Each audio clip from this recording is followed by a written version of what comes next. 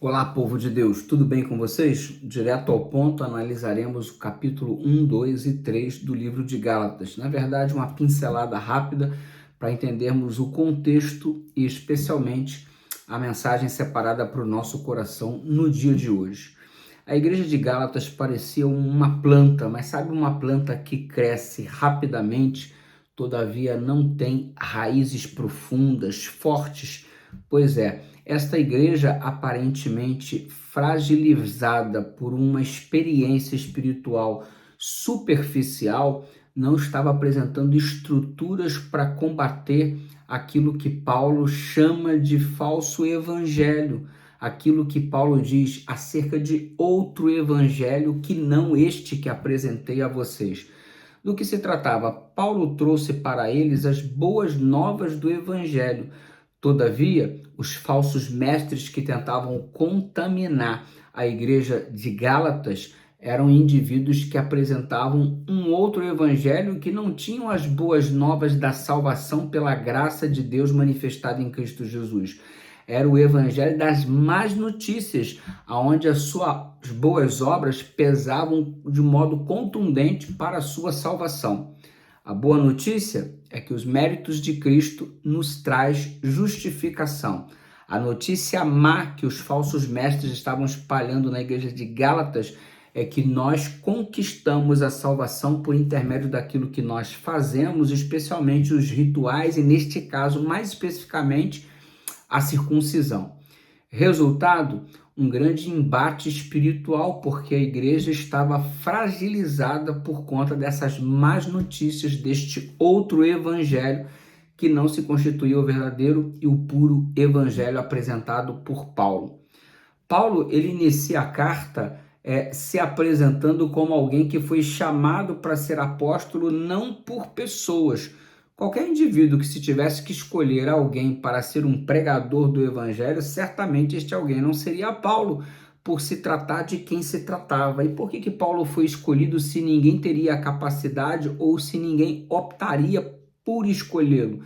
Ele foi escolhido única e exclusivamente pela graça de Deus, tal qual eu e você escolhidos fomos pelo Senhor.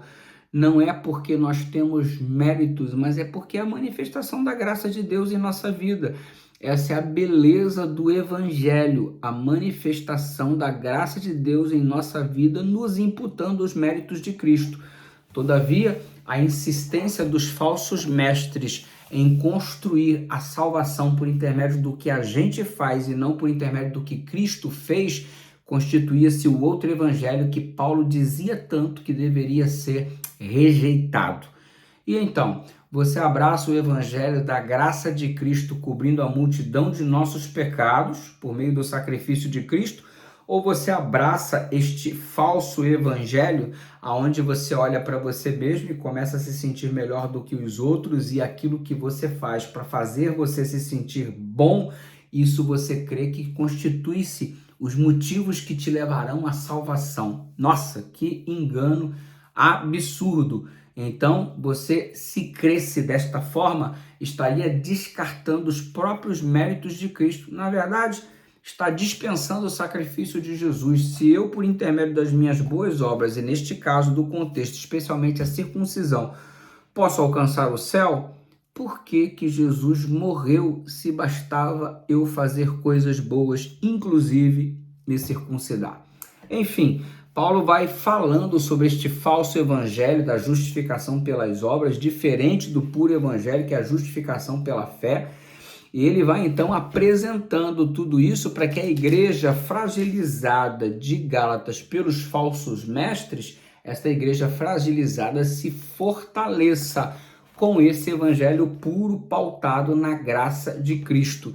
Ele chega inclusive a caracterizar os Gálatas como indivíduos insensatos. Ó insensatos Gálatas, ou poderíamos dizer, ó Gálatas sem juízo. Por quê? Porque se eu imputar méritos para salvação por intermédio daquilo que eu faço, eu tô louco.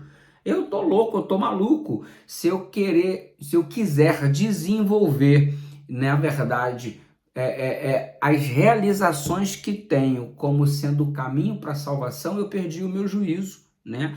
O meu querer, o meu querer em relação à salvação, imputando acerca da mesma minhas boas obras, o fato de eu manifestar este querer não significa que isso se constitui o evangelho genuíno. O que a gente pensa é uma coisa, e o que Deus está dizendo-nos na palavra é outra completamente diferente. Então, não são os meus sentidos que definem o caminho para a salvação. Não se trata da minha opinião. E óbvio, se Jesus é o Salvador, quem é que define como que vai ser salvo o indivíduo, se não o próprio Jesus?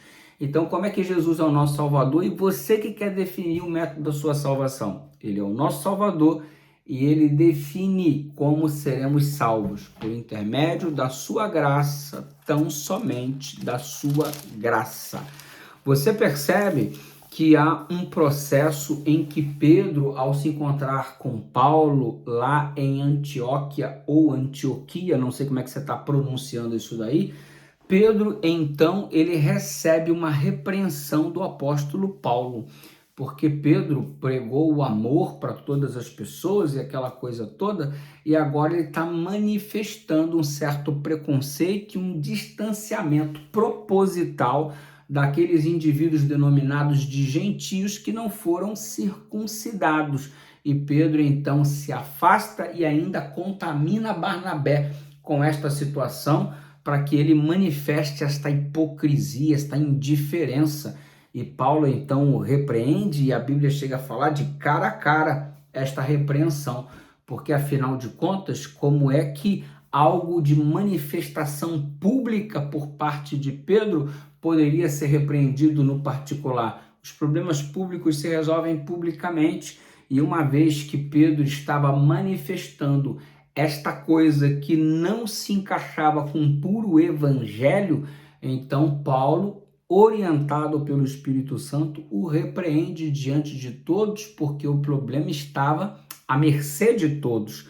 Atos públicos se resolvem publicamente e, consequentemente, Paulo o repreendeu. E o que é interessante é que Pedro não refuta, tentando se auto-justificar. Ele reconhece e se posiciona quieto, de modo humilde, muito diferente do que daquele Pedro de antigamente, antes da sua conversão genuína, que brigava com tudo e com todos. Ele se submete à repreensão de Paulo, o que demonstra um espírito completamente diferente. Ele erra, mas todavia está no processo de desenvolvimento. O que não dá é desistir de nós mesmos, porque no processo de melhora a gente encontra algum deslize. Ei, meu irmão, você tem tentado buscar melhorar a cada dia. Se neste processo você cometeu algum deslize, isso não é razão para você desistir, é razão para você levantar e continuar seguindo em frente, ok? Afinal de contas, se Pedro precisava ser repreendido, quem sou eu e quem é você para não sermos repreendidos também pela palavra do Senhor? Afinal de contas, o Senhor repreende aquele a quem ama, assim como o pai ao filho a quem quer bem. Então, o posicionamento de Paulo trouxe de volta Pedro ao eixo. Que Deus nos ajude para que o posicionar-se da verdade em relação à nossa vida possa estar nos trazendo para o eixo da vontade do Senhor, ok? Ninguém é tão sábio que não tenha nada para aprender, ninguém é tão ignorante que não tenha nada para ensinar. Pedro já era bem desenvolvido no aspecto espiritual, mas havia algo a ser aprendido e Deus usou Paulo como instrumento para isso. Ei, eu ainda tenho muito o que aprender. Certamente você também acha que deva ter muito para aprender e que Deus use as pessoas que estão ao nosso redor para dar-nos as lições necessárias para o nosso crescimento espiritual. E é claro que eu não poderia fechar essa sessão sem utilizar a declaração poderosa de Gálatas 2:20, que carinhosamente a gente chama de 220. 2:20. 220. O crente virado no 220 volts é aquele que é capaz de dizer: não sou eu mais quem vivo, mas Cristo vive em mim. E eu te pergunto, você é um crente do 220 volts? Não sou eu mais quem vivo, mas Cristo vive em mim, Gálatas 2:20. Que você seja, então, este crente a 220, ou seja, alguém que tem essa chance de dizer: não sou eu, mas quem vivo, mas Cristo vive em mim. E agora, se Cristo vive em mim, ele vai me ensinar a viver para ele. Compreende? É assim que funciona. Que Deus nos ajude, graça e paz. Amanhã tem mais.